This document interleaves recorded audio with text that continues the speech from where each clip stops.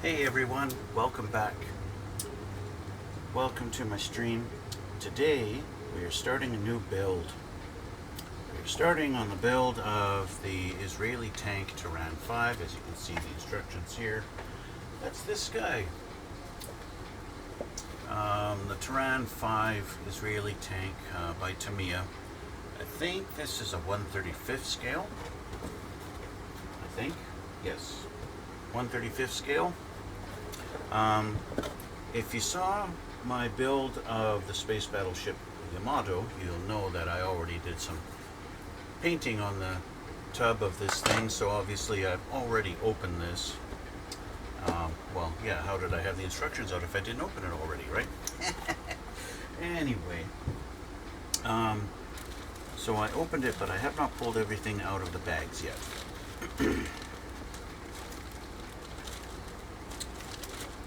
Looks like I got some decals here, not many, typical little tank decals.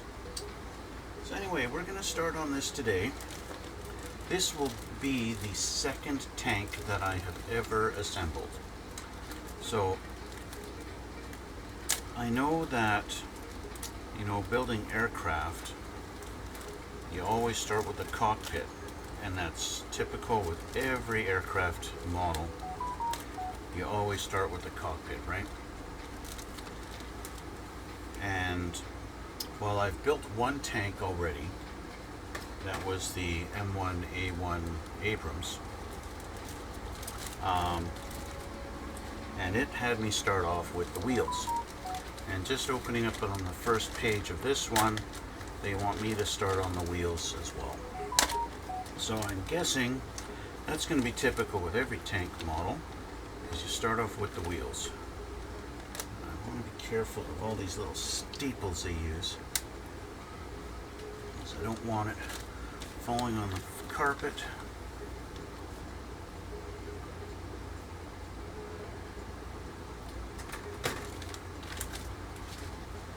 Because I don't want to step on it. It's funny they put that in its own little bag. Okay. That's alright. Nothing wrong with that. It's a little excessive though, I think. Put this in its own bag. That's pretty cool. We've got a lot of detail there. You can see right through the fins. And it's not a separate part I have to put on. That's kind of neat. What's that, for the radiator? Is that engine cooling, I guess? Something like that.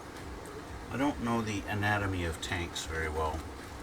I don't know the history and stuff so much. I mean, well, obviously, oh, it's a World War II tank. Yay, okay. Thank you very much, Mr. History Buff.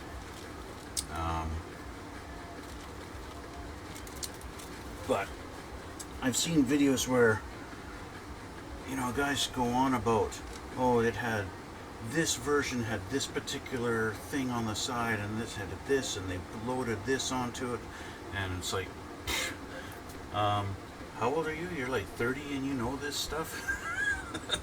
Anyway, so there's the wheels. So I guess that's what I got to start with. So I'll just leave those here.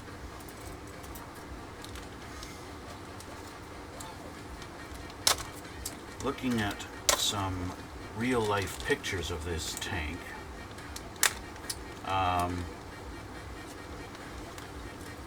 this thing is pretty much molded in the color that it needs to be. Now that being said, it's not quite right. It's very close. So I am going to be painting this light sand by Tamiya, which it is close. It's very close, and it's probably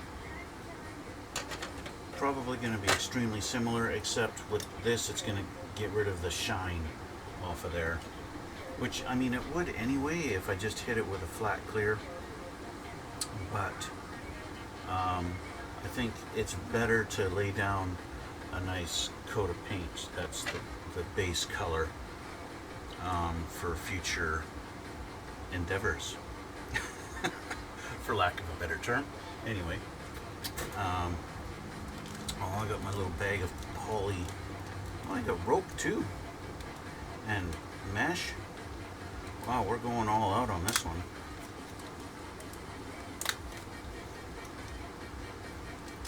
Now the poly things I know are already for the wheels. So that they'll be able to actually turn. Not that you really want to turn the wheels like on the tracks, because the tracks are kind of, they're not really delicate, but because they're rubber and they can fall apart easy.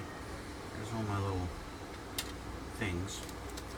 I got mesh, I've got another bag of poly things. I got mesh and rope.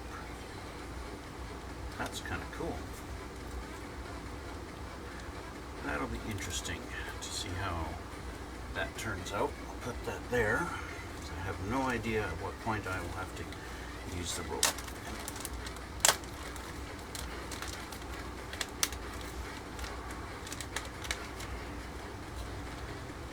To be honest with you guys, I was planning on starting this last night, but when I got home from work, I was just not feeling it.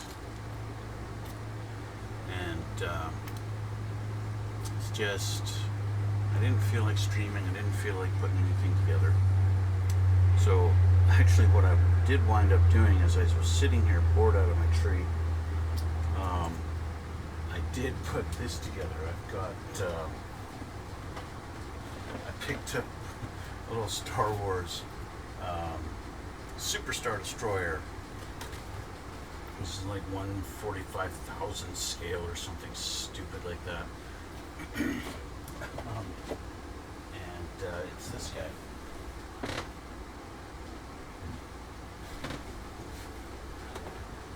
Took me about an hour to build it. And as you can see, it's about the length of my hand. It's not very big at all. But Super Star Destroyer. All the engines underneath of that thing. So when you're looking at it from behind, like in the movie or whatever, you see all those engines. It's freaking. So if you're a Star Wars fan and you don't quite understand just the size difference on the Super Star Destroyer compared to a regular Star Destroyer, you know that scene, I think it's in Empire Strikes Back, when they're in the Millennium Falcon and they escape from the Star Destroyer and they're like, hey, let's track them, and he hides. They literally park the ship on one of the great big balls on the top of the ship, and then they say, hey, when they jettison their garbage, we'll just detach and float out with the garbage, that kind of thing, to fool them. And you see them, the Millennium Falcon, sitting on that ball. Okay, and how big that thing is. That is right here on this. Is this tiny, tiny, tiny little piece right there on this ship. That's how much bigger this ship is in comparison. It's right there, that tiny little thing. So the Millennium Falcon to this ship would be a tiny little dot, even to this scale. Well, I guess especially to this scale, because it would be that much smaller. But that's that little piece right there, that kind of a T piece that comes up and sits on top of those Star Destroyers. And that's that on this ship, that tiny little spot. Doink. Kind of see it sticking up there. See on this camera? Ooh. Yeah, I've got my blinds open right now, so I've got a little bit of too much light. Anyway, so yeah, it took me about an hour and a half to put this thing together last night.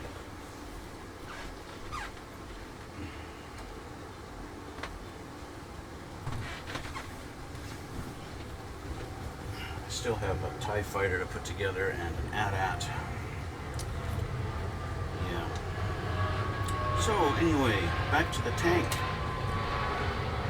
It's pretty cool. The Tamiya always puts in like a blurb. This one they actually include a separate sheet altogether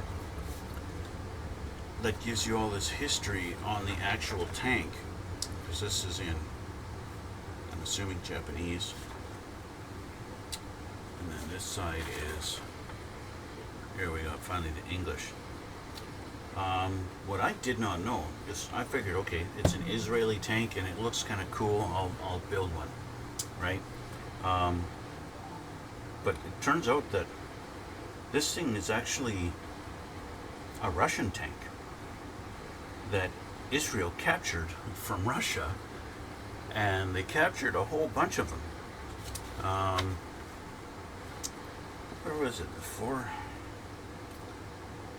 They captured 400 of these tanks from the Arab armies during the Six-Day War in 1967. That's pretty crazy. And they just captured them and decided, hey, why not just modify them a little bit and use them ourselves? And so these are actually, they're Russian T-54s and T-55s. So the Tiran 5 is actually a T-55, basically. And with a couple little modifications that the Israelis made for use themselves. I had no idea that they did that. I figured they'd built these things, but I know the Israelis do have their own tank that they've built. I can't remember the name of it. I know the turret is very narrow and sleek looking. But anyway, but that's kind of cool. I like that about Tamiya, that they include like the history of the actual thing. You know, they do that with the planes too and stuff like that. So that's pretty neat. I like that about them. So opening up this, again, they do want me to start with the wheels and start assembling those. And then I'm going to have a bunch of painting to do, because I got to paint the edge of these black. And they want me to utilize these little inserts in all of them. The question is which ones, because they just call, oh, polycap large. Okay, so there we go. And I do have these two on the end. So I'll have to figure out why they have those. So I'm going to take a little quick look through this to see. So we got polycap large for the big cogs here, and then polycap small for these wheel assemblies as they go together. Go in there. What would be nice is if they had a page that showed all the pieces that come in the kit. So I don't know, because I don't know where these big pieces go. Well, you know what I'm going to do. So I want A15 and 34. What section of it? One thing I haven't done yet is, as you pretty obvious to tell because I just unbagged everything. This is A.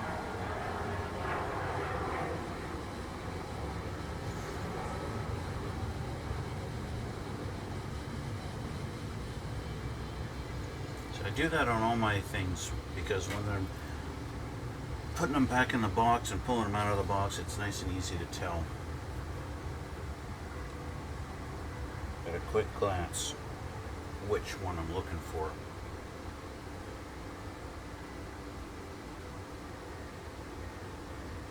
So these are both A.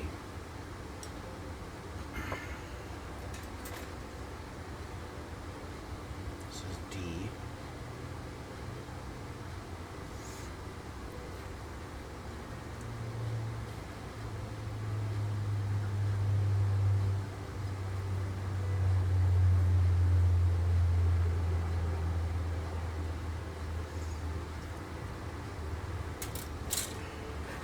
This one is H. How we jump from D to H, I don't know, but we did.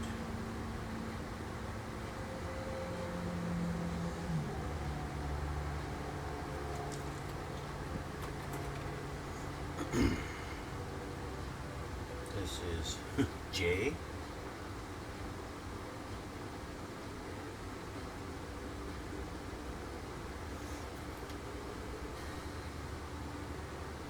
J.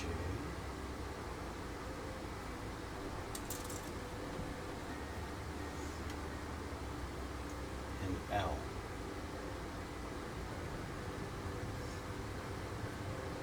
And a nice, strange lettering system here going on. But here's what it is.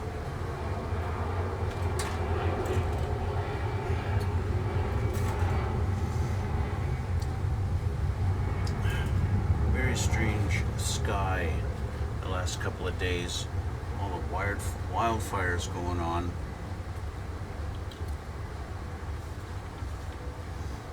So I want 15 and 34. This is 15.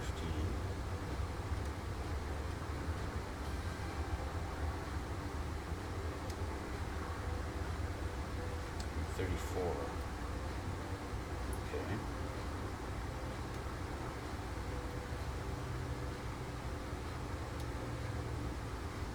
Those two go together with a polycap inside. Same with 14 and 35. So let's take a look at this. 14 and 35. There's 35.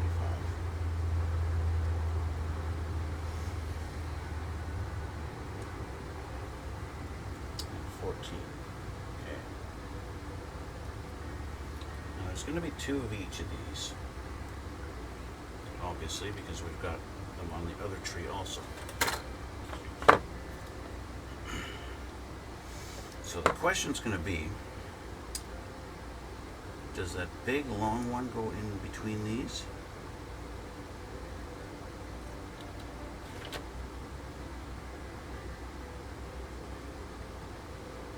Or does the short one go in there?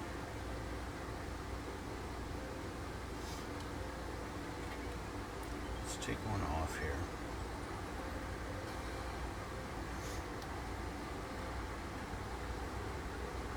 So that's only so, it doesn't even fit there.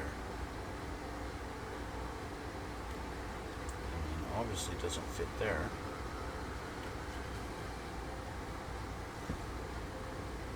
It doesn't even fit inside.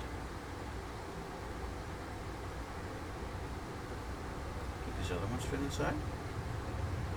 Yes, they do. Okay, so it's obviously not for that one. So that one didn't come off there nearly as cleanly.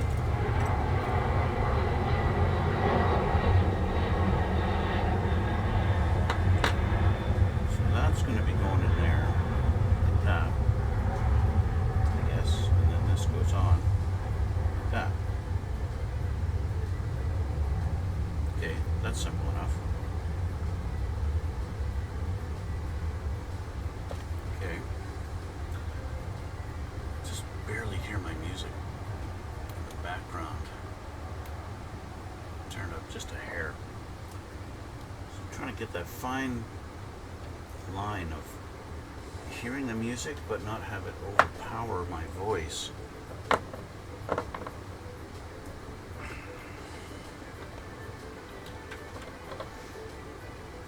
I'll put a little glue on this.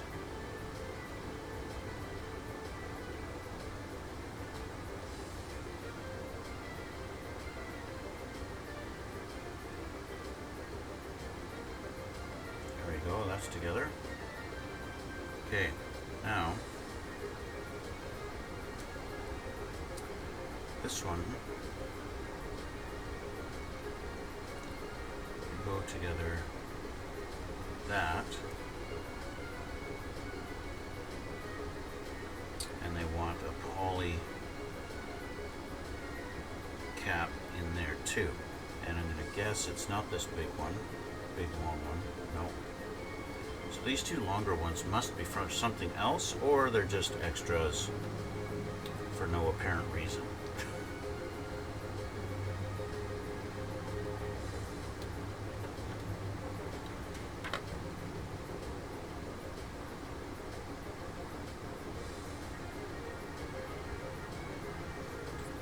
remember when I was building the M1A1,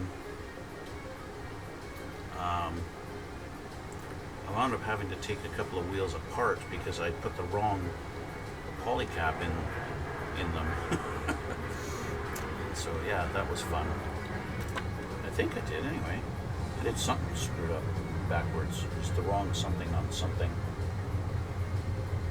Used the wrong something on something. Yeah, I can speak. I know what I'm saying.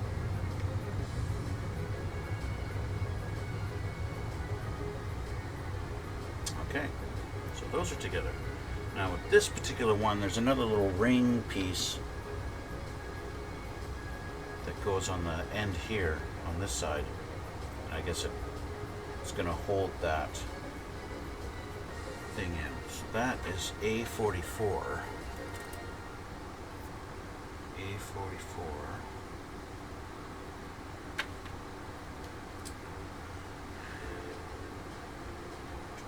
So 44. Oh yeah, that's. I thought it was a ring, but it's actually like a center hubcap.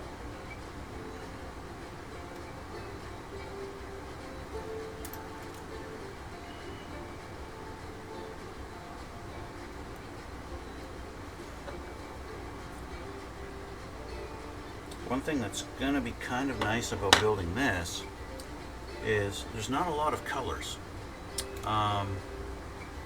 This thing is basically everything, just about everything is all the exact same color. So there's one of these at some, I'm going to say it's a tank museum, because I guess these things are old and they're not used anymore. Well, I guess if Russia built these in '67, that's a long freaking time ago.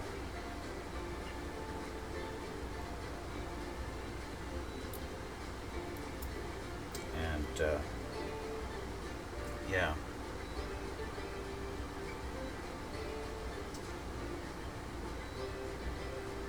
So they don't use them. There we go. We got the cap on, I think.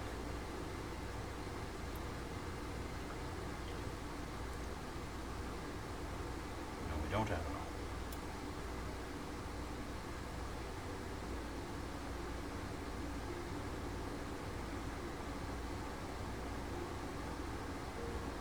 Should sit in a little notch. There we go. Now it's on. Okay, now there we go. Completed. So there we go. So we have a little cap on there that hides the poly cap in there. And that's the back side. So there's that. I got a bunch of those to do. What was I saying? The museum. There's some tank museum somewhere. They actually even have videos, or not videos. It's some website, and the guy's taken like over 150 pictures of this tank, and like he's gone on close-ups on all kinds of the whole thing, all around, and it's like there's nothing on there that's not tan colored. There's the whole tank, everything, all accessories, the cables, the little rope, that's tan colored, like everything. The mesh that goes across here, tan. I'm assuming this mesh that comes with his, just looking at this hole, I'm assuming that's going to be going in there or in here somehow, right? On the real tank, it's the same color as everything else. There's no black mesh. I've seen models, guys have done the model kits, and they've done it with the black and stuff like that, black mesh, but when you look at the real tank, it doesn't have all that colors. Maybe it did back in '67 when they first made these things, but not now. And that's another thing. They mold this thing in this sand color, but then on the box, it's more of a green, right? Even the letter for it is green. And they show you colors of it and diagrams of it, and it's a green color. But the real tanks are they're all beige. Yeah, I have seen one picture of it green, but if the tank's really green, why'd they mold it in beige? Why didn't they mold it in green? You know what I mean? Like, that would have made sense to me. We're going to assume that the builder is going to make this thing green. Let's mold it in green. You would think, but yeah, but they didn't. So I don't know. Anyway, moving on. I want A10 and A29. 10 and 29. Well, they're all the same friggin' numbers. So I'm going to do 1 right now.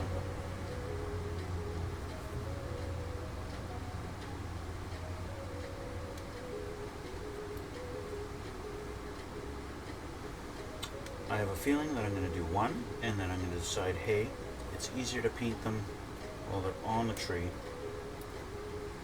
and I should just do that.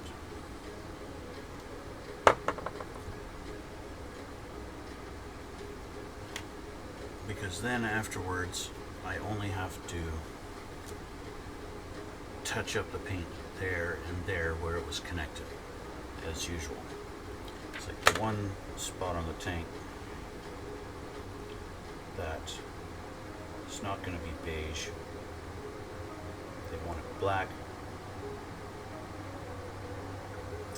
Well, that's another thing. So when I was building the space battleship Yamato, I keep wanting to call it the Argo because that's what they called it in Star Blazers when I was a kid.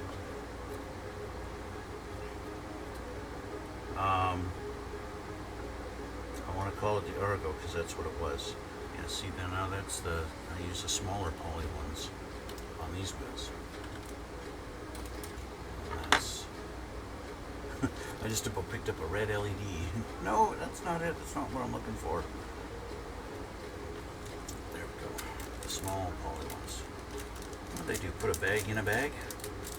That's what it kind of looks like. Oh no, it's just sealed like that.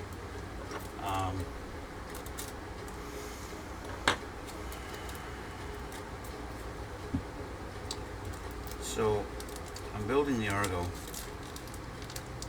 and I'm looking at watching videos on techniques on weathering and aging and stuff like that, and I know I've got this tank build coming up, and so I'm going to want to, yeah, see, now that those are together, I'm going to have a bit of a challenge painting in between to get that. So yeah, I'm going to leave the rest of them on the tree and paint them that way. So anyway, I'm looking at painting techniques and stuff like that, and for weathering and whatever. And I see these guys are using pigments. I've never used pigments, and I mean, it's like painting with powder, basically, right? But I can look into it and I'll get it. So I see this guy painting the tank tracks, which is something I haven't shown you. I opened up the box. These are the tank tracks that come with this thing, and they're of course a nice black color. And so all you do is you just put this piece here and you match it up inside here, and you glue it together, and you've got your tank tread, right? Now it looks cool, and if this tank had just rolled out of the frickin' factory, this would be fine. But even though it had come right out of the factory, the tank treads are not going to be a nice pristine black color. These things are made of heavy grade frickin' iron, and yeah, there's not a lot of rust protection. So these need to be painted. And so what color do you paint them? Do you paint them the sand? Well, yeah, maybe that might start off like that. But you need to paint them and make them look kind of rusty, because that's what they are. They're rusty. And seeing this guy paint his tracks with pigments and washes and stuff, and they come out looking really good and really realistic. Like even in this picture, even though this is just a drawing, you can see the tracks are metallic, rusty kind of color, right? That's what it is. So I picked up these pigments. And yeah, they're just, it's just powder, right? And so all you do is you just dip your brush in it and you put it on there, and then you take this stuff called Pigment Binder, which is a liquid, and you just kind of drop it on there, and it kind of, almost like Panaline accent color, it just kind of blends into that powder, and then the powder now becomes adhered to the surface. So that's really neat, and I'd never done it before, and I picked up this wash. It's actually called Track Wash. And it's kind of a really ugly brownish, super dark brownish color. And of course these AK Interactive paints, they even have like a color picture of what it's the color, and somebody painting the track on there, right? So I'll show you on this camera here. Yeah. So yeah, it's yeah, it'll be interesting once I get to that part. I do like the fact it's rubber, because then it's got a bit of a stretch, and so when I'm going to put it on the wheels, you can stretch it just a little bit if you're, as long as you don't go crazy with it, and definitely don't stretch over the actual part where it's connected. Like you pick another spot. I did this on the Abrams. Pick a spot like over here to stretch, and you can stretch it over the cogs, right? Because the whole thing is, yeah, it kind of droops a little bit, but it's yeah, you know what I mean. Anyway, so that's that. I'm gonna do these other wheels. I'm gonna paint them first before I assemble them. One thing I did find funny, I saw a couple of videos of guys actually building this exact model, and one guy's kit, this was not a tub. It was just the flat piece, and he actually had to glue the sides on. And I was like, what? Did Tamiya change it at some point? Because mine's a tub, and it's not like these have been glued on at some point. That's the mold. And I thought that's pretty interesting. I've never seen that before. So anyway, it's getting warm in here, even with the fan blowing on me. And I don't want to turn on my AC, because now with my new mic, it really picks up the sound of the AC and drowns everything out. So I think I'm going to leave it at that. I'm going to continue putting the wheels together. I'm going to paint them. As you can see, it's coming up. So I'll just do a little bit. One thing I have noticed already is they want me to drill a lot of holes with the pin vise, also aka hand drill, in a few different spots and different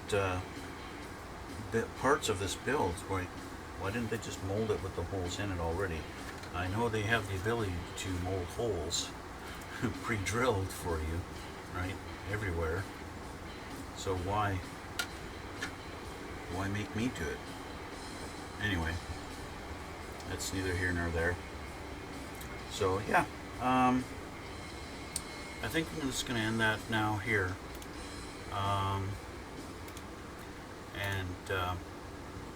Yeah, as far as this video, part 1 of the Tiran 5, I'm going to end that here.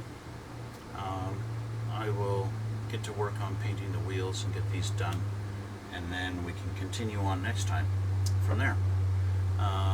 So I know it's a short stream, short video. It's only been what, about half an hour or so.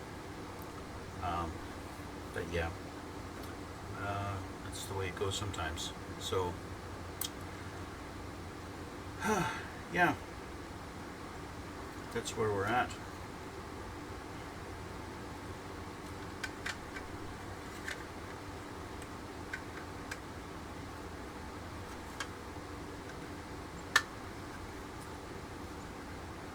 Fits together pretty good.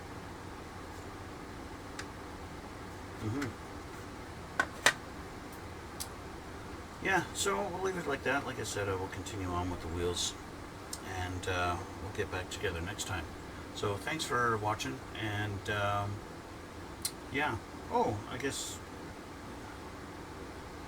if you're watching this on YouTube, head on over to my Twitch and help me out. Follow me on Twitch. I need to get 50 followers, and then I can become affiliate. And then have more options in my stream and stuff like that. So I'd really appreciate that. That would be really awesome if you guys, you know, I'm up to like 40 followers on my YouTube now. So if like just like 20 of you went over and followed me on Twitch, that would be really awesome. www.twitch.tv/duplicitous_29. Yeah, that would be really awesome. So anyway, so there's my plug for the day.